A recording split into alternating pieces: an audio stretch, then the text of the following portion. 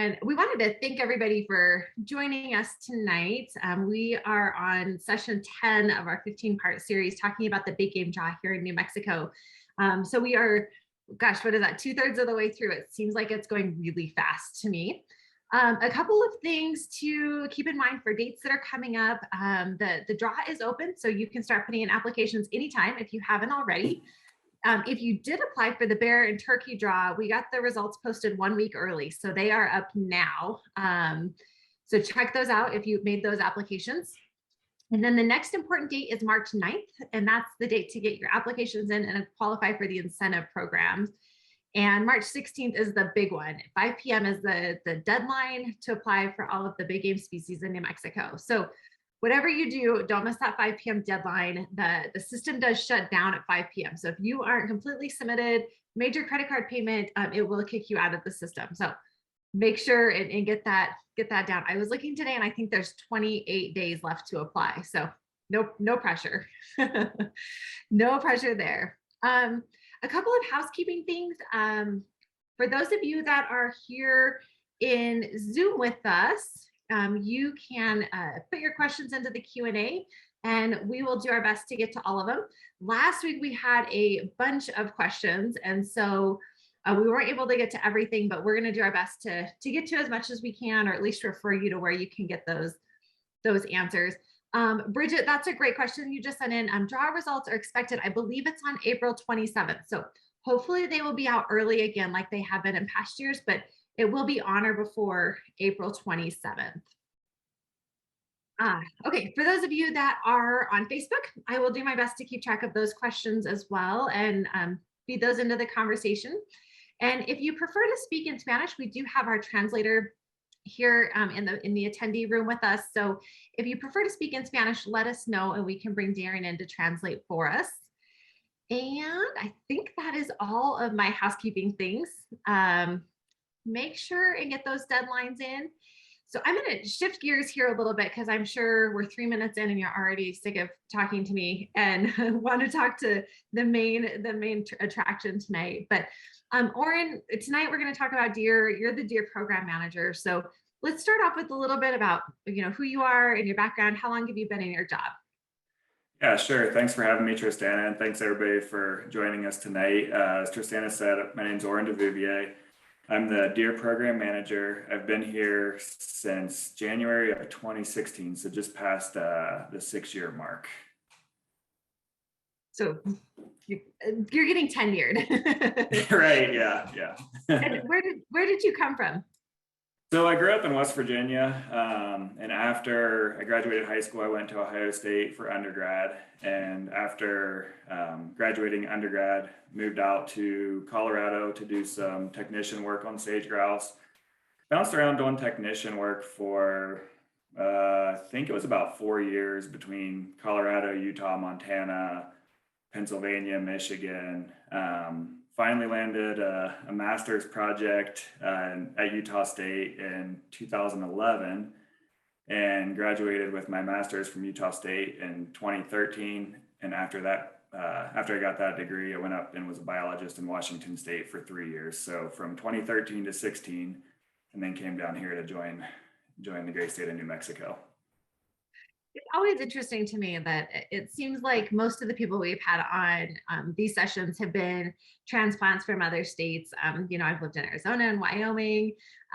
We had Travis on last week that was also did his study in Wyoming. And so it's always interesting to see the different paths that people take to get here. And, I think it's interesting looking at some of the education stuff that's happening in New Mexico, right? There's not a certain path that you have to take to get a job with the department. You can do all kinds of different things and still land here. So it's quite interesting. But as I said, you're the deer biologist for the last 6 years. And so what does a day or a year in the life of a deer biologist look like? So it really varies day to day, week to week, month to month. It's I get quite the smattering of opportunities. I would say when people ask me what's my ratio of field work to office work, it's probably about 60% office work, 40% field is my guess. This week, I've been in the office writing some reports, writing an article for the Mule Deer Foundation magazine, analyzing data for the upcoming rule cycle, and getting all those ducks in a row so we can make the recommendations to the commission and bring it out to you all for public comment. Back in December, I was flying deer surveys, and then after I finished the deer surveys, I went and caught a bunch of elk in the caldera for a research project the NMSU is working on. And it really just depends, like I say, day to day. It's a lot of fun jumping around, doing some different things and working on different tasks. And being a small agency, we get to help quite a bit with other species projects and things of that nature. For instance, last April I helped out the turkey program surveying the Gould's turkeys down in the Boot Hills. So I get quite a bit of opportunities to participate in other projects and then keep on top of my deer tasks as well. So there's not a typical day, but it's all fun. And that probably keeps it interesting that every day is a new day. Yes, for sure. And you also work really closely with our regional biologists. And they don't concentrate just on deer, but they work on a lot of the species. And so what does their kind of day look like, and their work life look like? Sure. So yeah, I supervise the regional biologists, and I wouldn't classify them as having a typical day either. They bounce around quite a bit, and they help out. So I help out more with the big game program than anywhere else, but they jump around. This month they're helping out trapping waterfowl down at our different WMAs. They have a large involvement with our private lands hunting programs, the E+ program and the deer incentive program. So they're working with the landowners on those programs to be enrolled and evaluate their habitat projects that occur on each ranch to see if they qualify for incentive tags and things of that nature. Dealing with a lot of you all coming in, maybe you want to get your deer head tested for CWD, or maybe you shot a nice ram that you need plugged, and so you've probably chatted with a bunch of them when you came in to check in your animals, or your bear or your lion or what have you. So yeah, they deal a lot with the public, and then they help out and work on a lot of other, like I say, species biologist projects. And if there's a project going on in that region, for instance, we're going to be collaring deer and pronghorn in the southeast part of the state here in a couple of weeks. Jen is our southeast regional biologist. She'll be down on the ground monitoring that capture project. And then if a deer goes on mort or pronghorn gets killed, she'll go down and pick up that collar and maybe try to assess what the cause of mortality is. So they have quite a smattering of projects and involvement as well. It's always fun to talk to them. And I know the few times that I've been lucky enough to draw a tag, they've always been one of my first phone calls, and to talk, because they know the areas, and they're very, very smart people. So and you hit a crucial point that I missed, Tristan, is they get so many calls from hunters. Hey, I want to put in for deer, elk, Barbary, bighorn, whatever. What do you know about it? What do you recommend? And so they get a lot of phone calls, and they know their region very intricately and intimately. And so they're able to inform our constituents and our members of the public on the best opportunities that'll fit their needs or their goals or hunting styles. Great. So to jump into kind of the meat and potatoes, the main conversation here, I know we have the two different types of deer, whitetail and mule deer, but you've taught me in the past that we also have subspecies of those. And so what species and subspecies of deer do we have here in New Mexico? Sure. So we have mule deer and we have white-tailed deer. Those are our two species. And within those two species, they're broken up into two distinct subspecies in our state. The subspecies of mule deer, we have Rocky Mountain mule deer and we have desert mule deer. And there's not a hard boundary. You could call me up and say, hey, I want to hunt the Sandias, for instance, and I would say those are likely Rockies. Or if you call me up and say, hey, I want to hunt desert mule deer, I would give you some units that are more definitively desert mule deer. But when you get toward the middle part of the state, it's more of a gradient. There's not a hard line, or there's not, they interbreed, being the same species, they interbreed. And so it's a gradient from where the Rocky Mountain mule deer stop and where desert mule deer start. So when I'm talking to people, I kind of think of I-40 as that breakdown or as that boundary, but it's not tried and true, or it's not a hard definitive boundary. With whitetail deer, it's a little more definitive. We have Texas or eastern whitetail deer. It's the subspecies that's on the eastern part of the state. And if I can share my screen real quick, I can show you. So the picture on the right, that's the blue shaded areas are the approximate areas where we have decent populations of whitetail deer, Texas whitetail deer. They're more, are you seeing those maps, Tristana? Yeah. Yep. Okay. The Texas whitetail deer stick a little closer to our stream beds and river bottoms. And that's why you see, if you know where different streams are within the state, the Pecos River, where my cursor is going now, over here by Tucumcari. I can't remember what I think that's the Canadian River where that comes out, but you can see it's a little more structured around those riparian zones and things of that nature. Of course, when you come down around Unit 34, you'll find them closer to the streams, but they'll go up into the mountains as well. So anyways, that's our Texas whitetail deer distribution.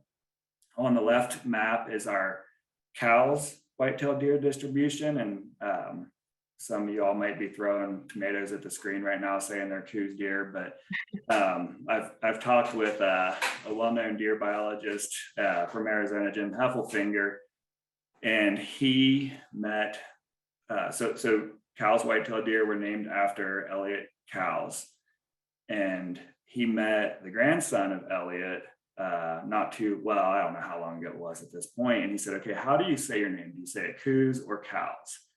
And the grandson said, we say it Cowles. And so because the family that it was named after pronounced their name Cowles, the proper pronunciation is Cowles whitetail deer.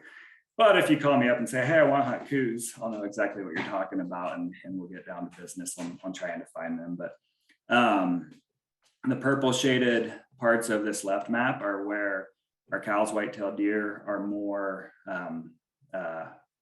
likely to be found. We do have populations the Cowles whitetail deer, they do seem to be growing in population. And so these boundaries may be expanding, like this area in between unit 22 and 23. We could probably go ahead and fill that in. I have seen Cowles whitetail deer in my travels in that area and things like that. But it gives you a good idea of where you might go if you wanted to find these Cowles whitetail deer. And a lot of you folks have probably already have seen them or know about them pretty well, but they're dubbed the gray ghost by people who like to hunt them because they're grayish. Their coats are a little grayer in color, and the ghost part comes from you'll be glassing a hillside. You'll find a buck that you want to go after. You say, okay, I'm going to go after this buck. Let's go behind this tree, find out where he's going. He'll go behind that tree and you never see him again. And you wonder, where did they go? And so that's how I got the gray ghost nomenclature. And so as you can tell from our borders here, they're also found in Arizona and in Mexico is the distribution of that subspecies. So it's relatively localized. And we had a question come in, and I believe that this document that you have on your screen is one that is published on our website. Is that correct? Yes, that is correct. I'm in the process of updating it right now, but it's our hunting prospects, and this is from last year, but this is directly from our website. If you go, shoot, Tristana can probably direct you to it better, but it's under the deer tab of our website. But it gives you an overview of the state, how many sportsmen and women hunt deer in New Mexico each year, about how many deer are harvested, talks about our different license types, the different surveys that we do and what we use that information for, what our long-term composition ratio averages are. And then it goes down into a general breakdown of the state. And we wanted to put this together for folks who may not be familiar with New Mexico, or even if they've lived in Mexico their whole life, but they want to hunt a different area. We tried to put it together so they could know what to expect when they go to hunt Okay, say maybe you live up in Taos, but you want to go hunt down around Deming or something, but you've never really been down there. You can quick look at our map and see that it's a lot of BLM property. So there's plenty of public land to hunt in Unit 25. And then we break it down a little further down the document, and it talks about the different attributes. We lump GMUs together, but it talks about the different attributes of those groupings of GMUs, what you might expect to find there habitat wise, or what type of terrain you might get into. So if you're somebody who wants to hunt mule deer at 13,000 feet, you can kind of look in here and see what unit you want to go to hunt above timberline, or if you want some, maybe a hunt that you can get home to your family with fairly easily that has a lot of good road access. We kind of detail things like that in here. And I always tell people that our website, the site search function, is the best way to go. I use it daily. And so if you go to the Game and Fish main page, on the upper bar, the very, very top of the page, it says site search. And I would just type in deer prospects, I think is what you have that one titled, and it tends to pop right up with the articles or links to PDFs and that kind of stuff. So that's the way. My guess is that it's under the hunting tab, under big game species, and then under deer, but there could be a couple of other drop downs in there. And I find it easiest to Google it, to site search it. And I appreciate the maps. I think it really gives people, we had some questions on Facebook about, where can you find the cow's whitetail? And so it's just a great way to say, here's all the units across the state, and easy peasy to look it up. So looking at those different species, I guess we already talked about where you can typically find them. So looking at those different species, how many deer approximately do we have of each across the state? So that's a tough one, Tristana. I'm asked that several times a year, and a lot of you folks know, and I know Tristana knows, that we do have estimates for elk, and we publish those within our rule and the elk hunting prospects and things like that. The reason we're able to get estimates for elk is the nature of the elk, the visibility of them and their biological growth forms with their antlers and stuff. We can estimate yearling survival to adult survival, fawn survival up to yearling. We can get those different survival estimates between age classes. Getting around to your question, for deer, we can't do that as well. So when people ask me how many deer do we have, I give a range, and it's more a ballpark estimate. And so we do report to like say QDMA, Quality Deer Management Association. We give answer some questions for them each year. Mule Deer Foundation will ask us the same thing, so they can publish population estimates and things of that nature. So for mule deer, I answer usually that we have 80 to 100,000 mule deer in the state. Now that can vary within a couple of years based on weather patterns and how the population responds to the weather patterns.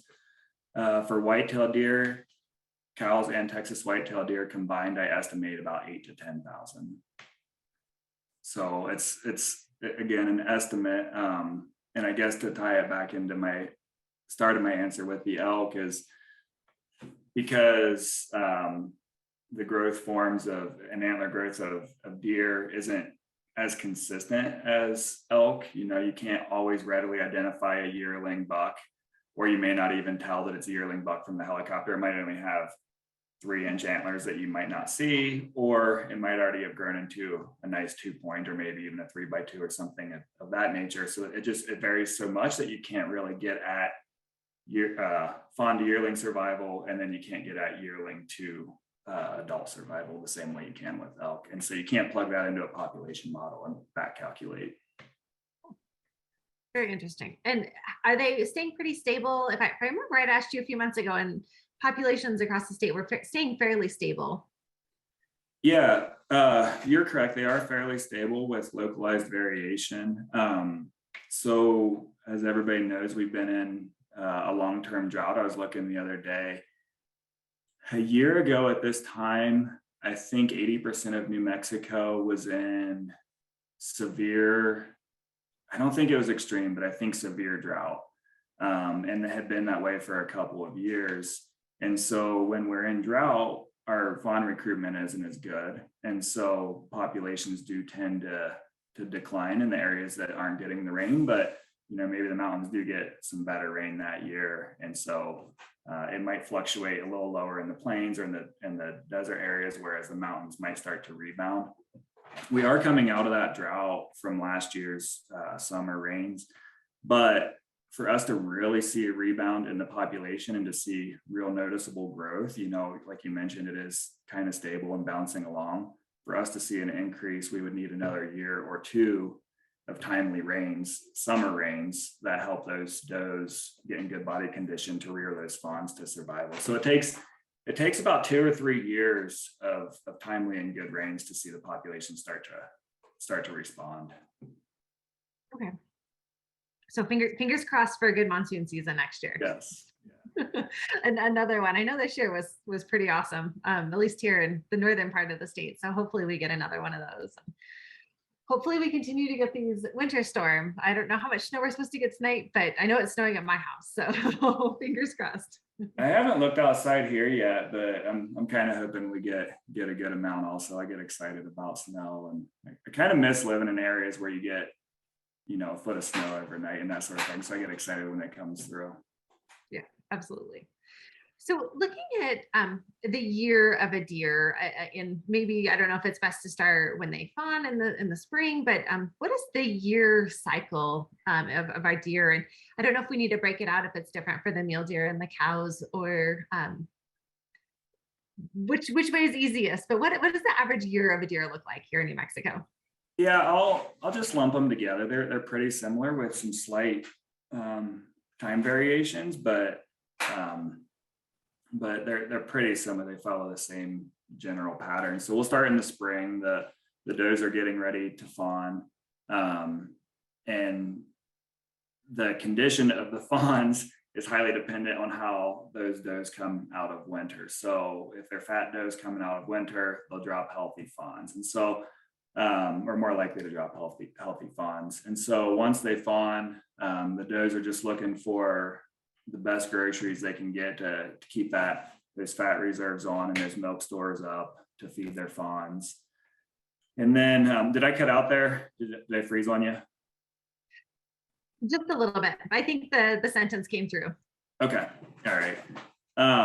And so they'll be, looking for whatever forage they can find to keep those fat reserves on. And that's when, at that period when they're weaning the fawns, is where I was talking about with the moisture, the timely moisture. That's very critical that we get moisture at that period of time, so that way they can be, stay healthy and raise healthy fawns. And so as they move through summer, they'll start kicking the fawns off, and the fawns will start moving toward forbs and browse, and start eating more solid foods, like every young species does. And then as we get into the fall, the fawns will be more on their own. They'll be sticking close to the moms, but they'll be more on their own. They'll be more independent.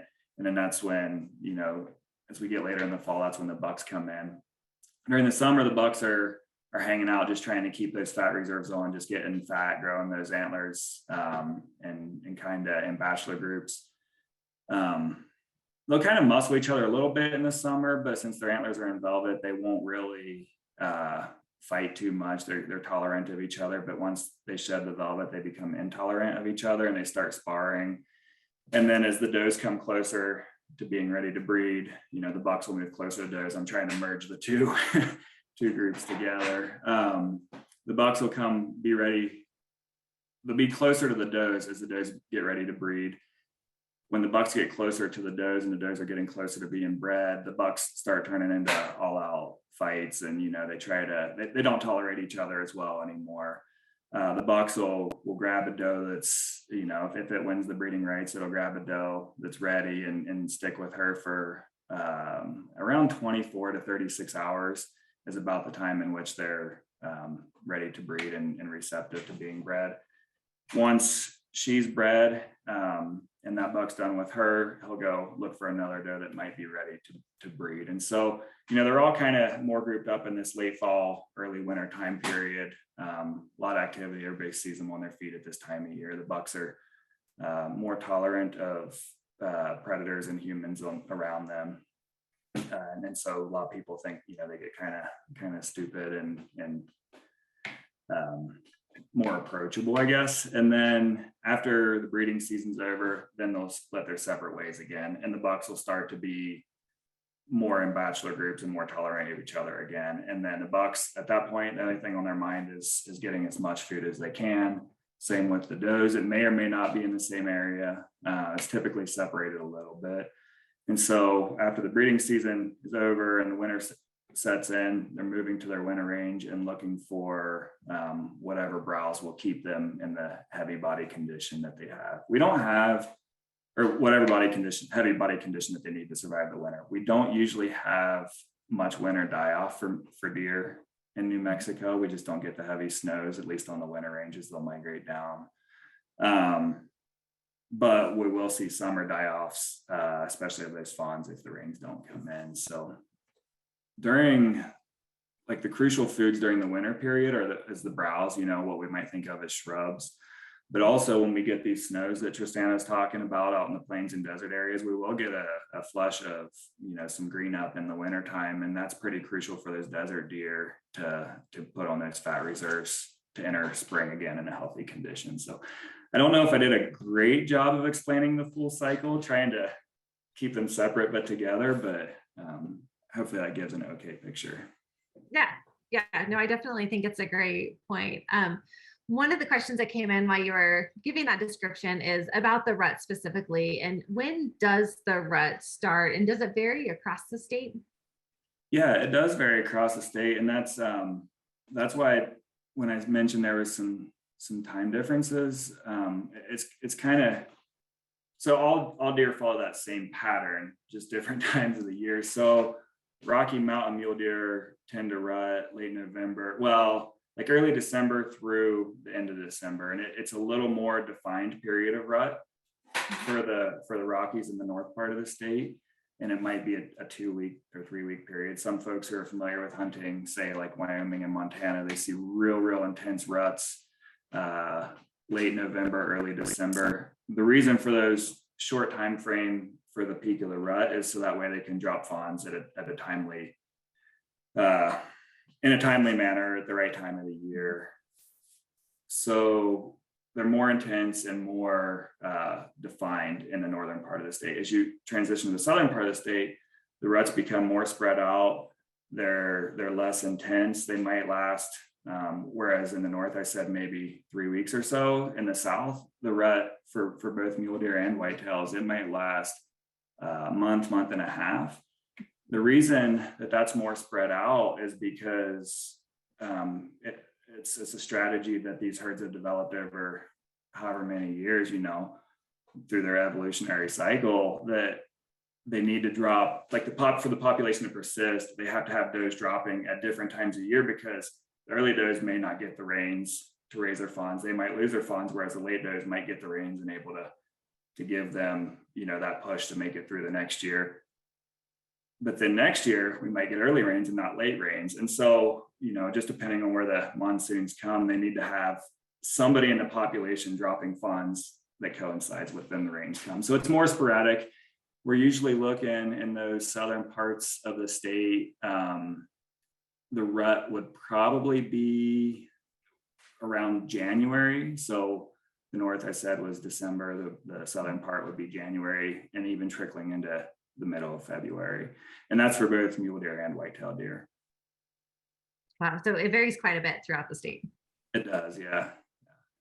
And then look, based on that, or maybe not based on that, but when do they start shedding their antlers in the northern part and the southern part of the state?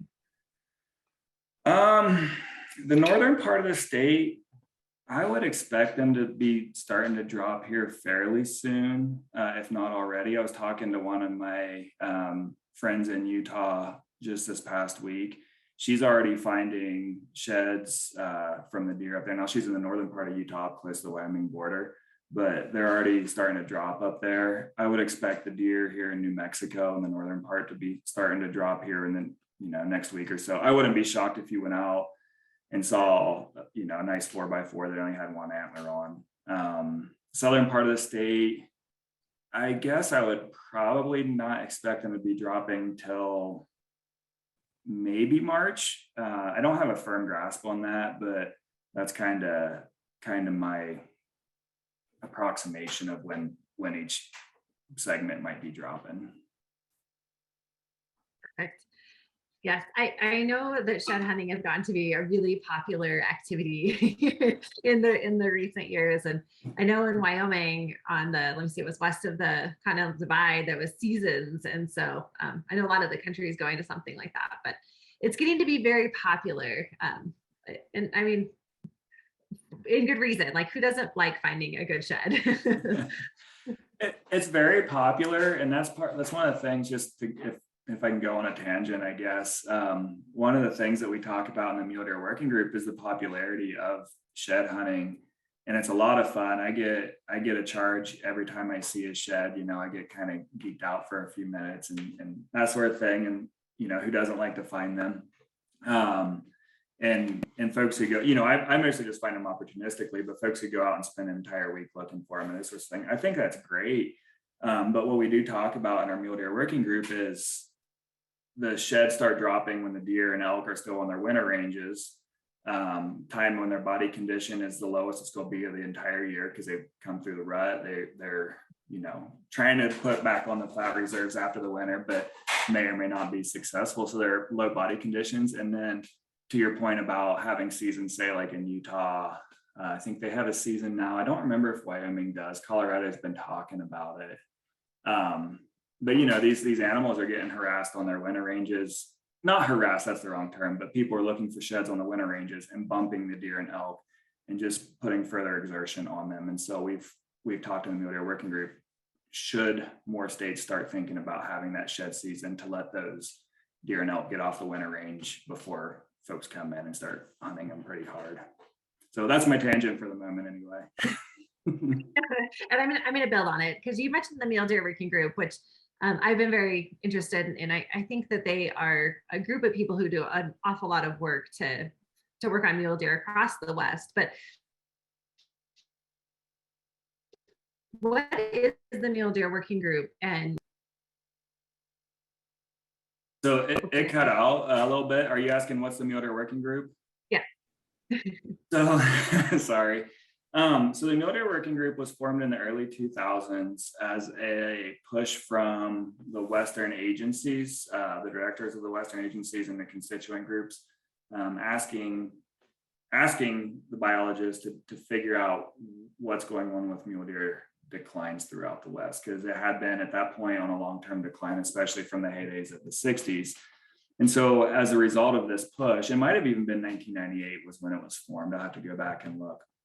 But as a result of this push, the Western Association of Fish and Wildlife Agencies asked the Western Wildlife Agencies to form a working group. And the working group is now called the Mule Deer Working Group. It's composed of one representative, usually the deer biologist from each Western state that has mule deer. So there's 20 in Western state and Canadian provinces. And I think there's 26 representatives. I'm the New Mexico representative. And so we get together a couple of times a year. Usually it's a minimum of two. There's been a couple of years since I've been here where it's been up to 4, just at different meetings and things like that, or different workshops and things like that, where we all get together. And so we get together and talk about what's going on with mule deer in your state. What's the good, what's the bad, what's the ugly, what are your constituents saying? And it's formed a real good group where I can call up, say, Covey Jones in Utah, or I can call up, some colleagues in, Cody Schroeder in Nevada or something, and say, hey, Cody or Covey, this is what's happening here in New Mexico. I know you guys just went through this process, or you just had this issue or whatever. How did you guys deal with it and that sort of thing? And so it's formed it's helped us form a group where we can share information. We can share the newest research. We can talk about what may or may not work in different situations. It's been a really good and really fun and productive group that I've been a part of. It's always fun to watch it from the outside and see everything you guys accomplish. And so I think it's definitely worthwhile and very engaging. So So looking at hunting here in New Mexico, I think one of the most common questions that I see come across like our social media channels and that I hear from people are, where can I find the biggest buck? And so when people call and ask you, what do you typically tell them? So when they ask me that question, I do give them, and I'll answer what units I usually give them. I'll give them units that are more likely to have bigger bucks based on the history of harvest in those units. But I honestly think that a Boone and Crockett buck can be taken out of any unit in New Mexico. I've seen some giant bucks in my survey flights and things like that in units that are not known for, quote unquote, trophy quality bucks. But when somebody says, hey, I want to hunt New Mexico, I want to get this caliber of buck or bust, and usually it's maybe 180 inches or something of that nature. And then I tell them, okay, units 2B, 2C, those are historically the best. They still are. 5B, the areas around Lindrith, and in the Chama area, all those units have really good mule deer populations. So they catch the migrants that come out of Colorado, and they are known to produce big bucks. The Jemez has been doing really well in recent years, and unit 45, I've seen some giants come out of there. People have to work for them, but I've seen some pictures of giants coming out of there. So that's more of the mountain type units. And then if somebody wants to hunt flatter country, the eastern units 33, it's characterized by like sandhill type country. So it's flatter. It's not easier walking necessarily, but it produces. We have shinnery oak down there, and those bucks just munch on that shinnery oak year round, and they're able to grow really big antlers. That's a real good unit. On the southwest part of this, and there's a few other units around that, unit 33 that have similar habitat types that produce big bucks. On the southwest part of the state and in the western part, unit 17's been doing really well in recent years. I've seen big bucks come out of 16 that doesn't have great deer densities, but I've seen some big bucks come out of there. And then the Sandias, unit 14 and unit 8 are both really good for big bucks. They've been pulling some big ones out of there in recent years. Interesting. So anywhere you go, if you work hard enough, you should be able to find a decent buck. I mean, I might be biased. I think we have an awesome deer population and deer hunting opportunities in the state. I may or may not be biased, but somebody who is biased would likely still agree with the units that I just listed off.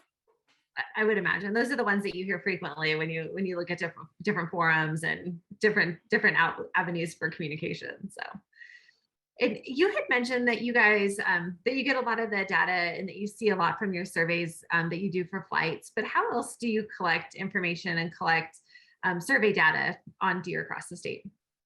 Yeah, so our flights is a big one. We fly in December, and during those flights, we're able to get a handle on the buck to doe ratios and the fawn to doe ratios, and that gives us an idea of the amount of harvestable males that are in the population.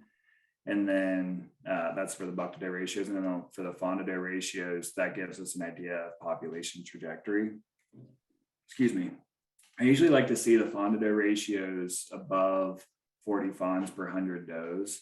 And usually around that 45 mark, if we get a couple years of 45 to 100, we'll see the populations start to increase. Kind of getting on a tangent there, but we also use our harvest reports. So in lieu of having actual population estimates or density estimates, because of the reasons I discussed earlier, we have to use the harvest reports that you all submit each year.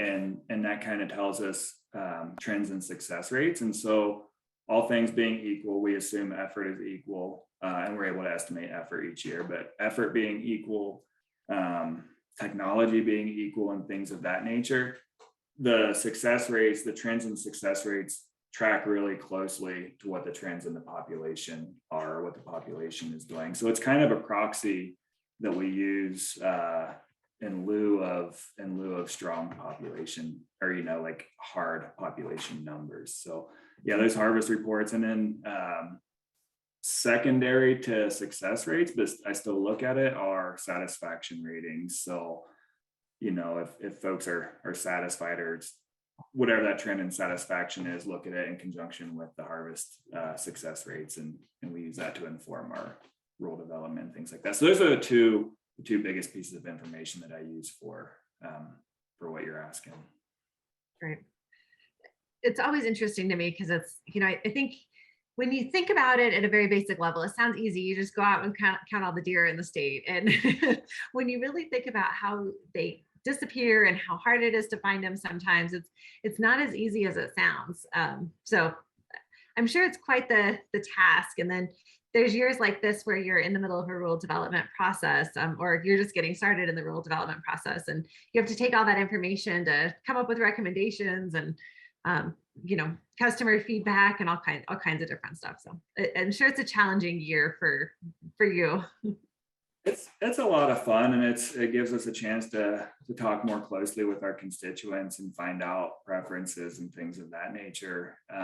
It's challenging for sure, but it's a lot of fun, and really what we're doing this year is why I got into being a wildlife biologist. I wanted to be able to be on the backside, or behind, I don't know how to say it. I wanted to be able to help set hunting season processes and regulations and license numbers and stuff, and work with hunters and our constituent bases to do that. So I don't know, this type of year is the reason why I got into it. But if I can go on one more quick tangent about surveys, and you mentioned the secretive nature of deer, I'm always astonished every December when I fly. Those deer, you would think there's something loud making a ton of noise above you. You would think they would just take off and try to get away. I don't know how many times, I can't even take a guess how many times you'll be flying by, and if you just didn't happen to look out right at the right time and see that deer butt standing behind the tree, it would have just let you go right by it. And so you're thinking, okay, if I would have missed that one, I just happened to look at the right time, how many are we flying by that I didn't happen to check that exact bush out when I flew? So super interesting and fun, but super frustrating sometimes too.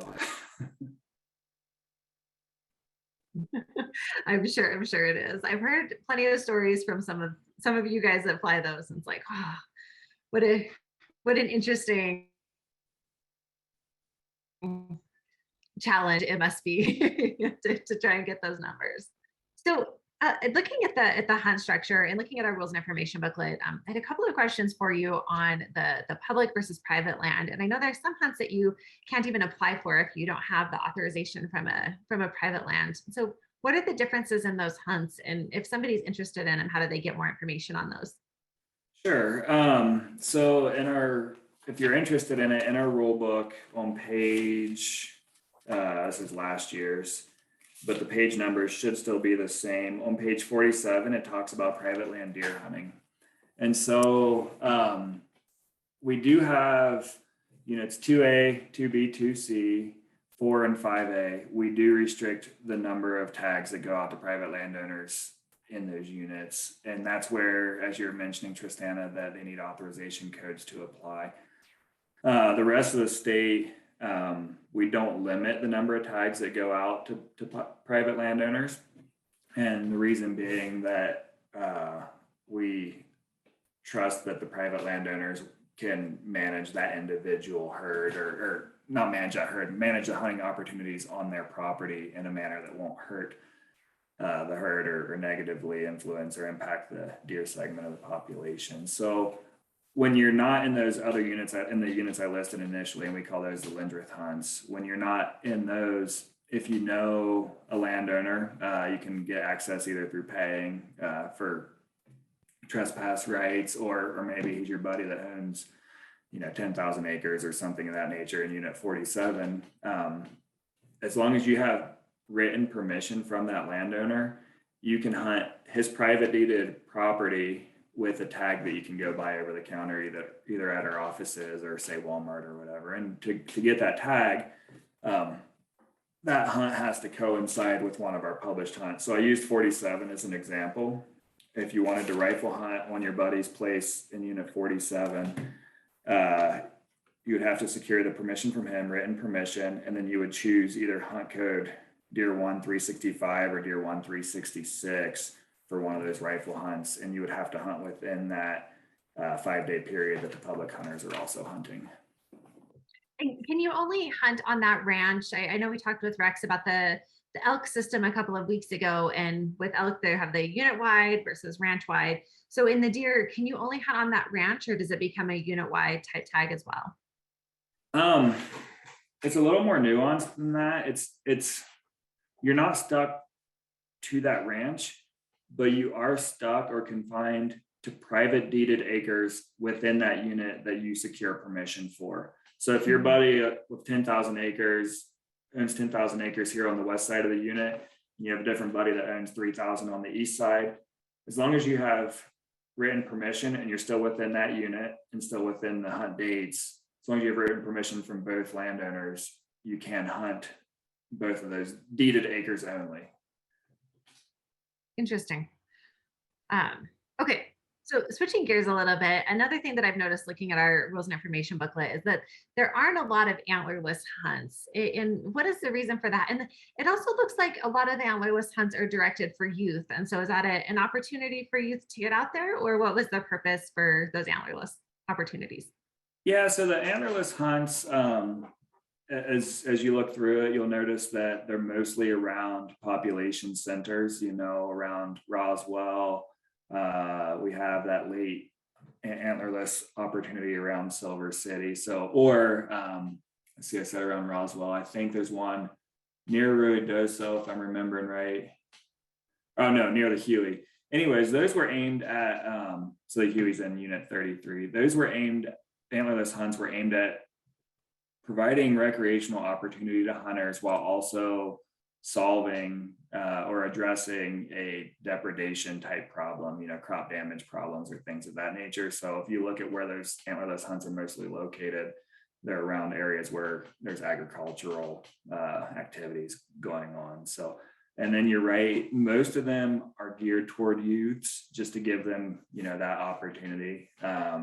We do have, I think, one adult antlerless hunt, and it's just to address that depredation complaint type issues. So we don't have more antlerless hunts in the state because, as I mentioned earlier, with our population trajectories, this is true for all desert areas and desert, Arizona, for instance, Texas also, desert type habitats and ecosystems.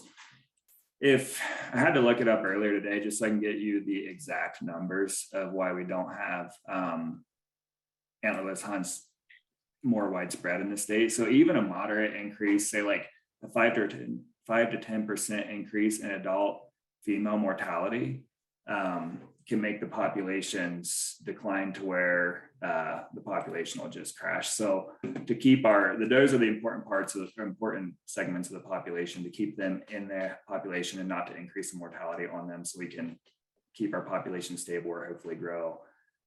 We don't hunt those on a widespread scale. That makes a lot of sense. And I know we've talked about it before, but it's a question that seems to come up a lot. And it always intrigues me that when I look at the rules and information booklet, how few tags there are. So I wanted to switch gears just a little bit. I know in our outline, we were going to talk a little bit about the draw, but we've talked about kind of the structure of the draw several times. So I'm going to skip that part. And I want to spend some time talking about disease. And then we also have some questions about migration. So I want to talk about those before we get way in there. But can you talk a little bit about disease? And I know CWD is the first one that always comes up when people think of deer. So maybe we can start there and then talk about some of the other ones that we have here in New Mexico.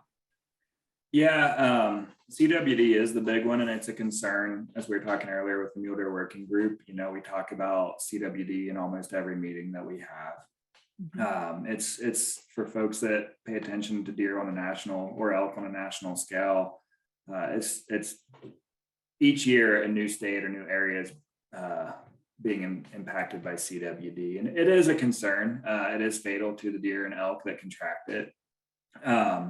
In New Mexico, our prevalence is pretty low. We only have one area in the state where it's been detected, and that's in the southern part of the state. Units 19, 28, and 34, and the prevalence there is about 3%. So that's when you talk to other or look at other prevalence rates in other states, that's pretty low, and it's been that way for multiple years. It hasn't been detected elsewhere, but it has elsewhere in New Mexico, but it has been detected within a few miles of our borders, say in Texas, and one recently, the one around Pagosa Springs, that population of deer migrates into New Mexico. One deer was positive for CWD last year. So we do want to expand our sampling and try to get more samples to test throughout the state, not just to test within our core area. We want to be able to test throughout. So for folks who shoot a deer elk this year, we would love to be able to get a sample. It just takes bringing your deer elk head into a regional office and letting us grab that sample, and then we can test it. And there's a little perk for you also for when you do submit it. You get entered into a random drawing to win via Vidal bull tag or an Oryx tag. So just another incentive. But anyways, it is fatal, but it's not impacting our populations because prevalence rates are really low. Very interesting. And I know that a lot of people take advantage of that program to bring it in and get it tested. And, it's just good if you do your research on it. You can learn a lot more about it and how it affects the population. But one of the questions that came in about CWD is a person had his deer tested last year. And do you know in 2021, do you know when those results will be available or where they can go to find those results? So you should be able to go to our website, and on the front page, bottom right, you should be able to look up your results. This year is a little different. So there's a supply chain issue, as everybody knows, a national supply chain issue, believe it or not, has impacted our ability to test for chronic wasting disease. The labs that we send our samples to, and not just us, like any lab we send our sample to, in other states the same way, they don't have the materials to run those tests for us. So we are behind this year.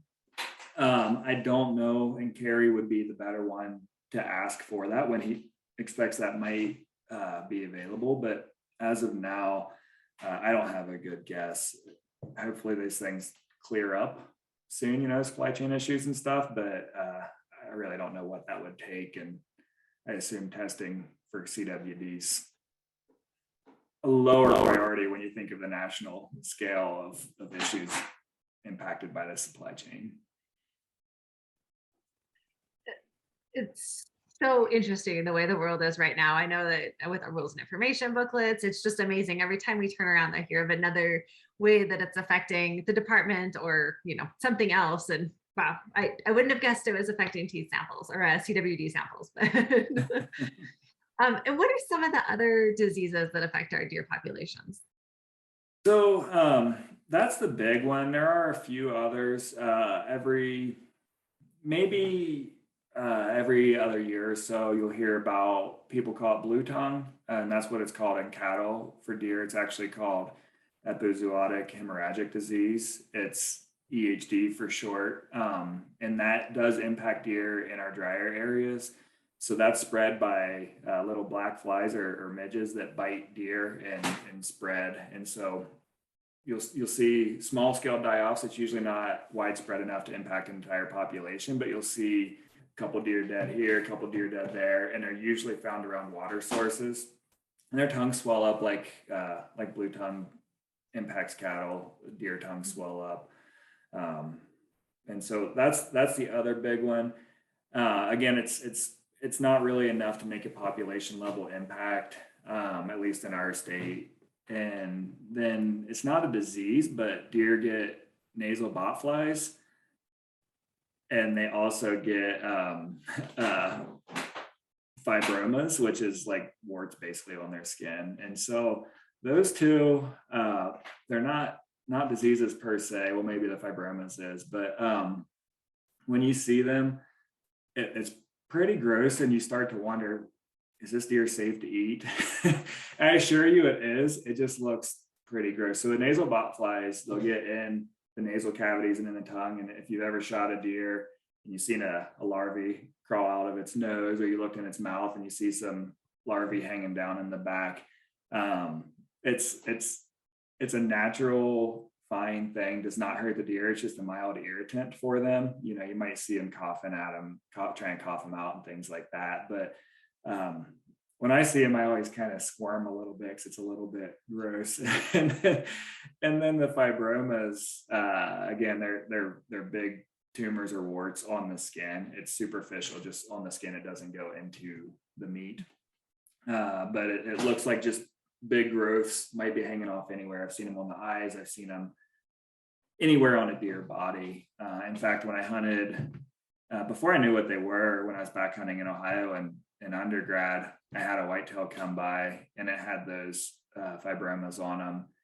And it kind of freaked me out. And I was like, I'm not going to shoot that deer. It's a nice buck. And I did not want to shoot it because I didn't want to deal with it, or I didn't know what it had.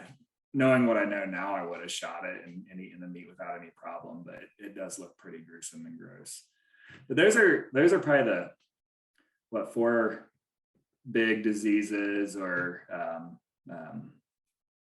nuisances to deer in our state, I guess. One of the questions on Facebook, and I know you and I had chatted about it several months ago, there was some media reports about COVID in deer populations and in high fence areas and where they were congregated. I know we have very dispersed deer populations, but can you touch on that a little bit? Do we have COVID in deer here, or would we expect to have it? So we don't test for it. That's more through USDA and CDC that do and have done the research on it. And I have a paper, I can't readily find it on this Zoom call, but I can send it to you, Tristana, later. But it does talk about research on COVID in deer. And I can't remember, it's mostly white-tailed deer, but I can't remember what state it was in. And it does occur in deer, but it's not like when the deer die, it doesn't persist long enough, and it doesn't jump. It hasn't been found to jump from, say, deer to humans, but it is there. Unfortunately, I don't know the details of that research, the entire research, well enough to talk super intelligently about it. Just know that it's not a concern for folks who go out and shoot a deer this year. It's not like you need to be masked up or anything like that to handle your deer, to process it.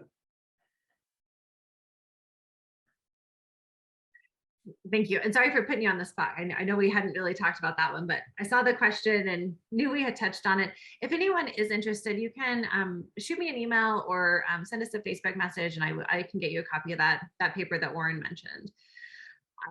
Okay. So a couple of questions that came in were about migration. And so can you talk about, do we have any interesting migration with our deer herds here in New Mexico? Yeah, we do.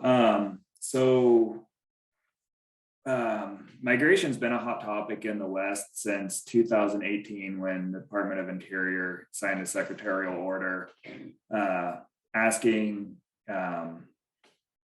like BLM and not the U.S. Forest Service, but BLM and our refuges and things like that to prioritize migration and winter range habitat conservation within their lands that they manage. And so, spurring from that secretarial order, a big influx of funding came through to all Western states to start doing some research on migratory animals, mostly focusing on deer, elk, and pronghorn. And although we had wanted to do this research prior to the secretarial order coming out, we didn't have the funds to do it. And then with this secretarial order, we get $300,000 in 2019 and another $300,000 in 2020 to start doing some research on migrations. And so we do have some migratory herds, some interesting migratory herds. One of them is the Rosa mule deer herd, which is up in 2B, and that migrates from the summer range in Colorado, like around Pagosa Springs, and even a little further north and east than that. And then they come down in winter near Navajo Lake. The deer in Unit 4, those are predominantly migratory deer. They'll either migrate up to, say, like a couple of the deer that we collared migrated up closer to Wolf Creek, and set up shop there for the summer. Some go into our Sergeant WMA, but they'll migrate 20, 30 miles between summer and winter ranges. And then those Unit 4 deer also have been found to go up into, say, like Unit 52. So from Chama up into Unit 52 for their summer ranges. And then the rest of the populations, those are our longer migrations.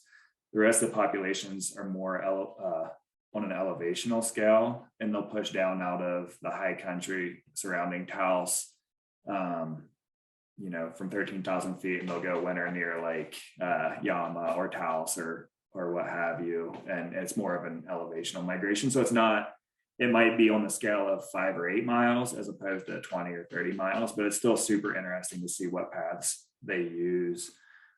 As you get down into the southern part of the state and the eastern part of the state, those deer aren't necessarily migratory, but they do need to move to be able to take advantage of seasonal rains. And so those deer themselves, although it's not a migration, it's not a migration in the sense that I'm defining it on my previous answer, but they will move like 20 miles if their home range is here and they don't get the rain, but somehow they can sense it 20 miles away. Collared deer have been found to move 20 miles from their home range to go set up shop in this area that did experience rain. And then once their home range either gets rain or once the rain dries up in their new area, they'll move back to their original home range. So it's not a migration, but it is an important seasonal movement that's necessary for their survival and persistence. Oh, interesting. And does the elevation affect bucks movement at all, especially during the rut? Are they going to change elevations during that rut, or are they going to hang out pretty steady? They're going to go where the does are. And so in like the Rosa deer herd, the bucks do migrate, and they're on their winter range. So the does migrate about 2 weeks before the bucks do, and the bucks will follow them, and they'll be on their winter range when the rut starts. And that's pretty consistent with the Chama mule deer herd also. But as you get into like the deer around Taos and stuff, they'll follow the does, but it'll all depend on the snowpack. If we get 18 inches of snow in November, the does will move down. They can't afford to be caught up high because they just can't make it through the snow the same way elk do. And so they'll move down, and the bucks will somehow sense that they've moved down to a different area for the winter, and they'll follow them down. So it really just depends. When I was flying surveys in December, it was when they were rutting. It was around December 12th or 15th, that ballpark. I was flying some of that high country, and I was surprised because we hadn't had much snow at that point. I expected them to be a lot lower. I expected them to be at like 8,000 feet or 7,500 feet, but I was finding most bucks and does at about 9,500 feet. I could fly it next year, and we might have heavy snows, and they might be down at 7,500. So it really just depends on what that snow does to them and what happens with the snow that year. That makes sense. I would be more likely to stay up higher without people around and move lower as the snow forced me to. So I think that makes a lot of sense to me. So switching gears a little bit, we had a question come in on early in the webinar, and I just haven't quite figured out how to work it into the conversation. So sorry for a total switch, but the question is, any idea on crossbow success rates? And I don't know that we track crossbow specifically, but the archery portion of that. But you look at those harvest reports way closer than I do. So do you know what that success rate looks like? Crossbow, I have no clue. So we don't allow crossbows for regular archery hunts. But if you have, I believe if you have a medical card or a doctor's slip, you can use crossbows. And correct me if I'm wrong, Tristana. And so since we don't allow crossbows per se, I can't give an estimate for that. Now, somebody can use a crossbow during rifle season. But with archery, with just general archery success rates, I don't have it. I had calculated a year or two ago, and I don't know the number on the top of my head what the statewide average is, but most archery hunts are around 15% success rates. Some might be a little lower, some might be a little higher, depending on the hunt. I don't know if I can pull that up. Actually, I can. I can pull it up kind of quickly. And I can give like a ballpark of what that might look like. Just run through a few numbers of what archery success is. Okay, so I'm looking at, say, Unit 2B. The September hunt is around 10%. The September archery hunt, the January archery hunt is 43%. So that's Unit 2B. I'll jump down here to, say, Unit 17. The September hunt is about 21%. January hunt is about 22% for archery. So I guess that kind of gives you a ballpark. Looking here at Unit 24, we vary between 15 to 30% success rates. So hopefully that gives a little bit of a ballpark or an idea of what we're looking at when we talk archery success rates.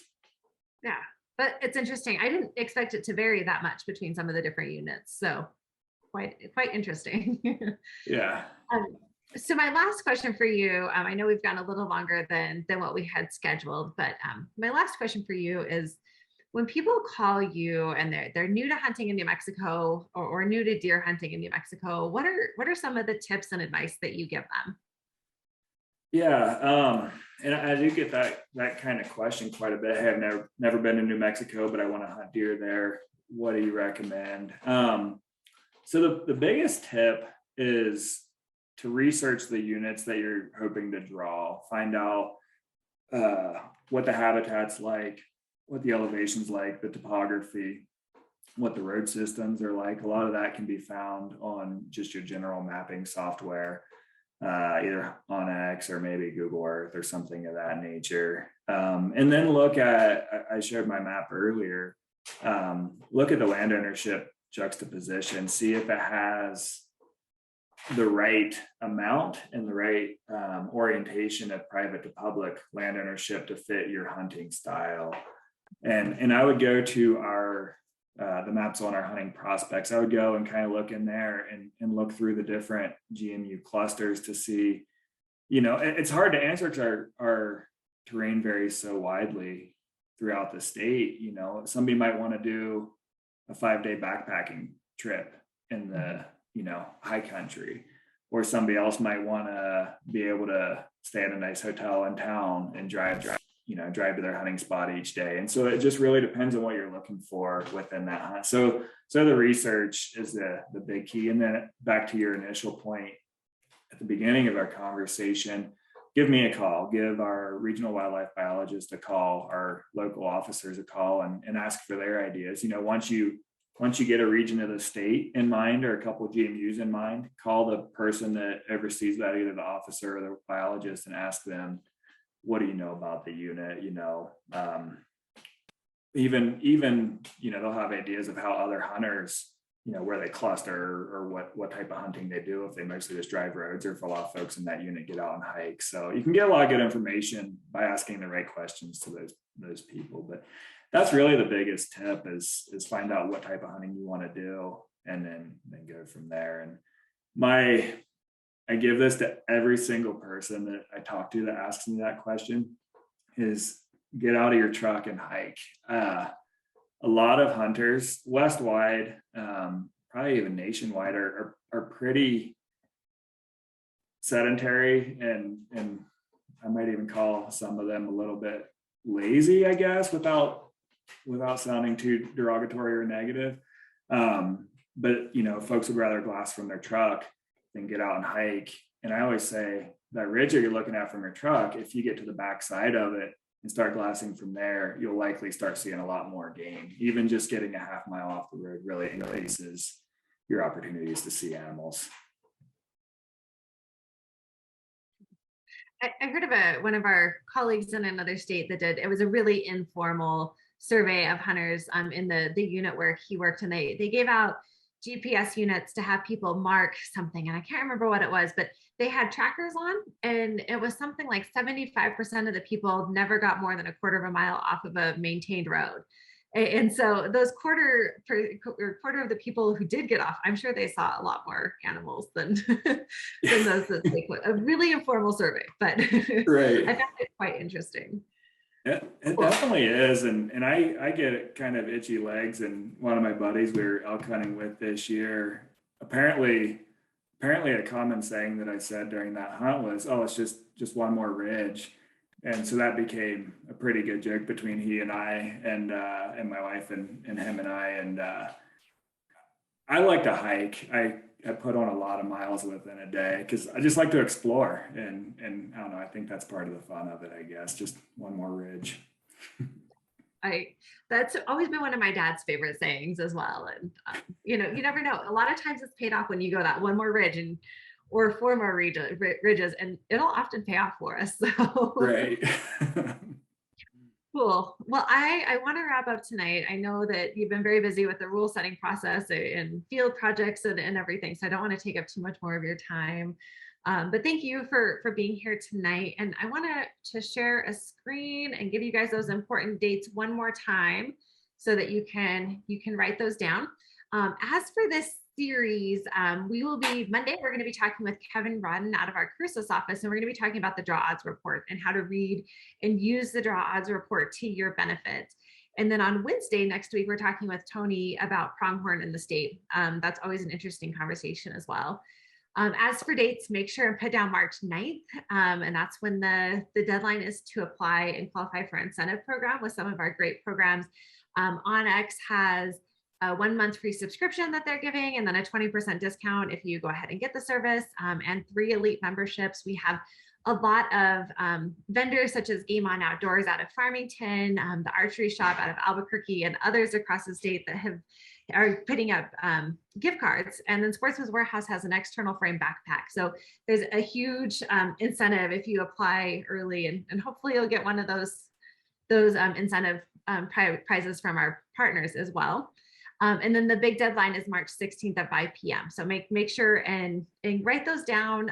Don't delay too long because the system will kick you out at 5 o'clock on the 16th. So yeah, on March 16th. But I want to thank everybody who joined us here in Zoom and on the Facebook platform tonight. We appreciate your support and all of the great questions that you provided. And Orrin, thank you so much for your time and sharing your knowledge with all of us. Thanks for having me. Good night, everyone.